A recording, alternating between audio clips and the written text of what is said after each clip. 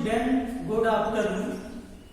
आज हम फिजिक्स के फर्स्ट चैप्टर का जो अगली टॉपिक है वैद्युत फ्लक्स। वैद्युत फ्लक्स क्या होता है? वैद्युत फ्लक्स वैद्युत क्षेत्र का गुण होता है और ये हम जानते हैं कि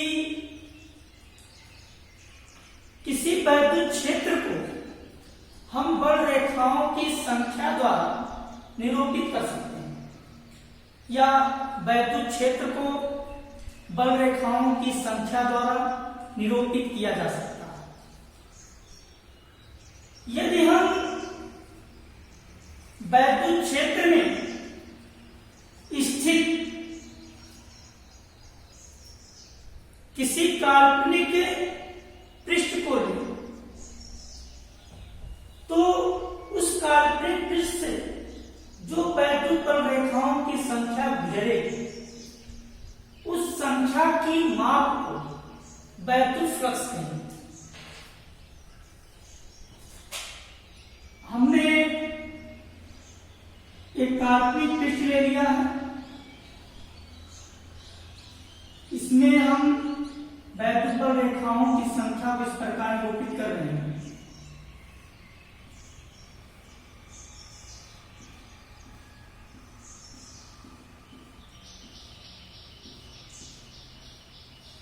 जो वैद्युत क्षेत्र में स्थित है, वेक्टर ई वैद्युत क्षेत्र,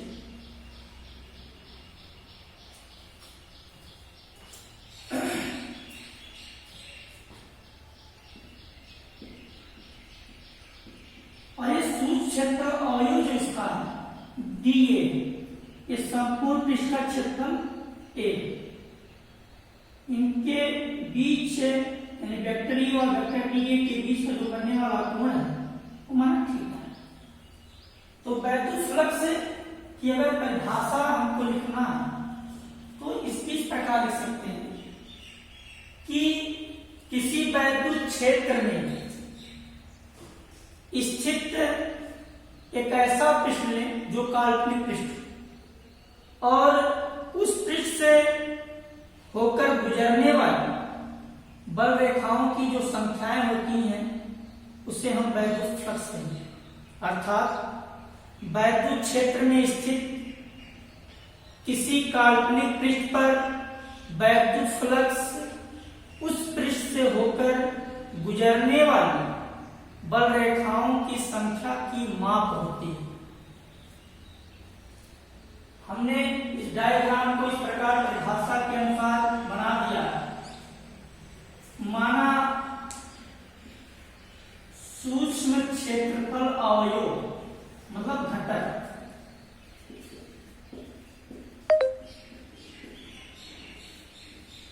डीए और जो वैद्युत क्षेत्र वेक्टर ई में पृष्ठ स्थित है तो इस पृष्ठ से होकर गुजरने वाला जो क्षेत्रफल वैद्युत फ्लक्स होगा वो आपका होगा phi E equal to vector E dot vector D.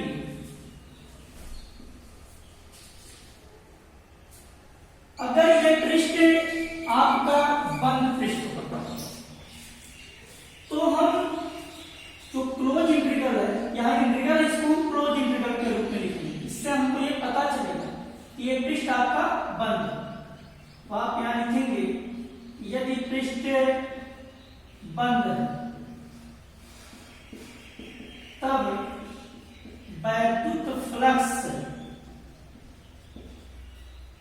Phi E equal to close integral vector E dot D.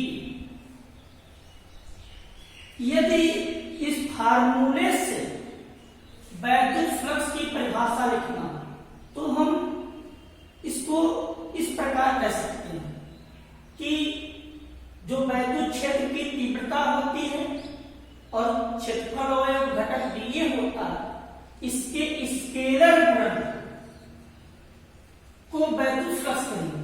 अर्थात vector E dot vector D, यानी इन दोनों राशियों का जो स्केलर प्रोडक्ट होगा उसको हम वैद्युत फ्लक्स कहेंगे। परिभाषा के अनुसार पुनः अगर हम लिखें यहां, इसको हम लिख सकते हैं वेक्टर ई व डीए को अगर हमें लिखना चाहें, यदि वेक्टर ई व वेक्टर डीए के बीच का कोण थीटा, तब यानी वेक्टर ई और वेक्टर डीए के बीच का कोण थीटा, तब vector E dot vector d equal to e d a cos theta. तब वैद्युत फ्लक्स फाई इक्वल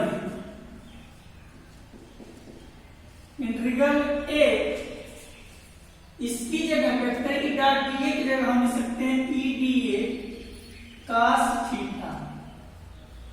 क्योंकि हम जानते हैं कि कांस्टेंट राशियों का समाकलन नहीं होता है, उनको हम बाहर कर सकते हैं। Phi E equal e cos theta integral a d a. Phi आपका वैद्युत फ्लक्स है, वैद्युत फ्लक्स का सिंबल फाई ई होता है, इसको हम लोग इलेक्ट्रिक फ्लक्स कहते हैं। ई कास थीटा यहां आपका जो है लिख सकते हैं, जहां integral a d a equal to संपूर्ण पृष्ठ का क्षेत्रफल है, संपूर्ण पृष्ठ का क्षेत्रफल यानी पूरे पृष्ठ का जो क्षेत्रफल में डायग्राम में बनाया तो वो ए, तो उसको हम लिख सकते हैं integral a d a equal to a, यानी इसकी जगह हम ए पुट कर देंगे तो आपका हो जाएगा phi equal to E cos theta dot, या phi E equal to E A cos theta. इस प्रकार वैद्युत flux phi E equal to होता आपका ई ए कास थीटा, जहां फाई आपका वैद्युत फ्लक्स है, ई आपका वैद्युत क्षेत्र की तीव्रता है, ए आपका क्षेत्रफल है, कास थीटा यानी जो एंगल है वो ई और ए यानी वैद्युत क्षेत्र की तीव्रता और क्षेत्रफल के बीच का बनने वाला कोण है। इसकी दो स्थितियां हैं। दो स्थितियां ये है कि अगर हमको कोण का मान ना दिया जाए तो वो दो स्थितियां प्रश्न में छिपी रहती हैं, उसके लिए मैं स्थितियां बता रहा हूं आपको, वो आपको याद करने योग्य है। पहला क्या पॉइंट नोट में विशेष स्थितियां में हम आप जानेंगे। पहली स्थिति क्या है, यदि जो वैद्युत क्षेत्र में समतल पृष्ठ है अगर वह विलंबवत है, अगर विलंबवत है तब थीटा बराबर आप 0 अंश लेंगे। प्रश्न में अगर कहता है कि समतल पृष्ठ जो है वैद्युत क्षेत्र के अविलंबवत है तब थीटा का मान आप 0 अंश लेंगे। अगर कहेगा समांतर तब थीटा बराबर 90 अंश। सो उस कंडीशन में आपको सवाल को हल करते वक्त आप जो है थीटा की जगह 0 अंश और 90 अंश पुट कर सकते हैं, क्योंकि हम जानते हैं कि cos 0 का मान 1 होता है और cos 90 की वैल्यू 0 होती है। इस प्रकार हम वैल्यू पुट करके हल कर सकते हैं। इसके अलावा अगर कोई कोण देता है जैसे 30 अंश, 45 अंश, 60 अंश, 120, 180, इसी प्रकार कोई भी कोण दे सकता है, तो आप थीटा की जगह वो वैल्यू पुट करके इसका मान आप प्राप्त कर सकते हैं। आइए इसी पर हम आधारित सवाल बताएंगे, लेकिन इसके पहले हम जाने फाई का मात्रक क्या है। इसी से मात्रक आप निकाल सकते हैं फार्मूले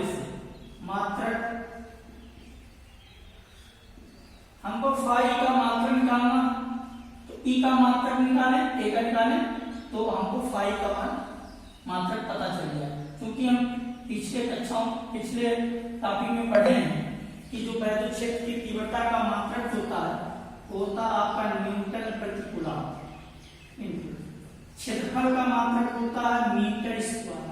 सो फाई का जो मात्रक हो जाएगा वो न्यूटन मीटर स्क्वायर प्रति कूलम। या क्योंकि हम ये भी जानते हैं कि वैद्युत क्षेत्र की तीव्रता का जो मात्रक होता है वो वोल्ट प्रति मीटर होता है। तो ई की जगह आप लिख सकते हैं वोल्ट प्रति मीटर, वोल्ट प्रति मीटर इनटू क्षेत्रफल का मात्रक मीटर स्क्वायर। 1 मीटर से मीटर कट जाएगा आपका, हो जाएगा वोल्ट मीटर। इस प्रकार वैद्युत क्षेत्र की तीव्रता के दो मात्रक न्यूटन मीटर स्क्वायर प्रति कूलम या वोल्ट मीटर। अब हम इस पर सवाल हल करेंगे। 2 सवाल देंगे आपको, एक सवाल हम सॉल्व करेंगे, दूसरा आप होमवर्क में उसको सॉल्व करेंगे। क्वेश्चन फर्स्ट दिया है, एक समान विद्युत क्षेत्र वेक्टर E इक्वल 3 × 10⁻³ न्यूटन प्रति कूलम पर विचार कीजिए। पहला इसमें सवाल दिया है, इस क्षेत्र का 10 सेंटीमीटर भुजा के उस पार से जिसका तल y z के समांतर है, तो गुजरने वाला फ्लक्स क्या, यानी हमको फाई का मान पूछा जा रहा है। दूसरी स्थिति में भी हमसे फाई का मान पूछा जा रहा है, लेकिन कह क्या रहा है, इस वर्ग से गुजरने वाला फ्लक्स कितना। लेकिन कह रहा है यदि इसके तल का अभिलंब x अक्ष से 60 अंश का कोण बनाता है। तो आइए देखते हैं, पहला जो सवाल है वो आपका कह रहा है कि वेक्टर E की वैल्यू 3 × 10⁻³ न्यूटन प्रति कूलम। तेरा इस क्षेत्र का 10 सेंटीमीटर भुजा का एक पार्श्व जो y z तल के समान है। 10 सेंटीमीटर भुजा यानी कि एक वर्गाकार है, वर्ग का क्षेत्रफल जो होता है वो भुजा का इस पार होता है। अर्थात आप लिखेंगे वर्ग का क्षेत्रफल बराबर भुजा स्क्वायर। भुजा जो दी है आपकी 10 सेंटीमीटर दी है, इसको सॉल्व करेंगे हो जाएगा आपका इस फार्मूले पे, तो यह आपका हो जाएगा 100 सेंटीमीटर स्क्वायर। मीटर में आप चेंज करेंगे कि 100 × 10⁻⁴ is implied that 10⁻⁻² metre square. y z तल के समान है। y z क्योंकि हम प्रीवियस क्लास में पढ़े हैं कि जो आपका x y z तल होता है, x अक्ष जो होता है उसका सदिश कैप i होता है, y का कैप j होता है, z का कैप k। सो जो क्षेत्रफल का घटक होगा वो x अक्ष के तरफ होगा, अतः जो k का मान होगा वो कैप i के रूप में होगा। सो वेक्टर A इक्वल आप लिख सकते हैं 10⁻² कैप i मात्रक मीटर स्क्वायर। वैद्युत फ्लक्स फाई की बराबर आपका होता है vector E dot vector A। Dot product होता है, वेक्टर E की वैल्यू दी गई है 3 × 10⁻³ cap i dot vector A की वैल्यू 10⁻² कैप i। क्योंकि हम जानते हैं समान सदिश का जो डॉट प्रोडक्ट होता है वो 1 होता है, कैप i का डॉट प्रोडक्ट 1 होता है, कैप कैप जे का डॉट प्रोडक्ट 1 होता है, कैप के का डॉट प्रोडक्ट 1 होता है। अगर ये डिफरेंट रहते हैं तो इनका डॉट प्रोडक्ट 0 आता है। सो आप इसको सॉल्व करेंगे तो 3 इंटू में 10 की पावर 3 एंड 10 की पावर -2 है, ये बचेगा 10 केवल, कैप आई का 1 हो जाएगा, सॉल्व करेंगे आ जाएगा 30। मात्रा का वैद्युत फ्लक्स कर सकते हैं न्यूटन मीटर स्क्वायर प्रति कूलम। पहले का आपका सॉल्व। दूसरा इसी के आंसर का प्रश्न कह रहा है, अगर वह 60 अंश का कोण बनाता है तब आप कैसे हल करेंगे, देखते हैं। Phi equal to vector E dot vector A equal to लिख सकते हैं हम E A cos theta. Phi equal to E का मान 3 गुणे 10 की घात के 3, ए का मान 10 की घात के -2, cos थीटा, थीटा का मान 60 है, तो लिखिए आप cos 60। सॉल्व करेंगे आप, फाई इक्वल टू 30, सॉल्व हो जाएगा इतना, cos 60 अंश का मान 1/2, तो 2 से काटेंगे ये आपका आ जाएगा 15। अतः वैद्युत फ्लक्स फाई का मान आपका आ जाएगा 15 न्यूटन मीटर स्क्वायर प्रति कूलम या वोल्ट प्रति मीटर ले सकते हैं। इस प्रकार दोनों प्रश्नों के उत्तर ऐसे हैं। अगला सवाल हम जो आपको देने जा रहे हैं वो आपको होमवर्क के तौर पे करना है। तो नेक्स्ट क्वेश्चन नंबर 2 दिया है, एक समान वैद्युत क्षेत्र सदिश vector e equal to 2 cap i plus 3 cap j minus 4 cap k volt प्रति मीटर में एक पृष्ठ के क्षेत्रफल वेक्टर ए बराबर 8 कैप जे मीटर स्क्वायर से गुजरने वाले वैद्युत फ्लक्स की गणना कीजिए। तो आपको इस सवाल में वेक्टर ई का मान दिया गया और वेक्टर ए का, फाई का मान पूछा जा रहा है। हमने फार्मूला आपको बताया है कि phi equal to vector E dot vector a, vector e की वैल्यू और वेक्टर ए की वैल्यू रख करके आप हल करेंगे। इसका आंसर आप 24 वोल्ट मीटर पाएंगे। तो स्टूडेंट इस प्रकार वैद्युत फ्लक्स आपकी टॉपिक समाप्त होती है। इससे संबंधित आप प्रश्न को हल करेंगे और अगले लेक्चर में हम गॉस की प्रमेय के बारे में पढ़ेंगे। धन्यवाद।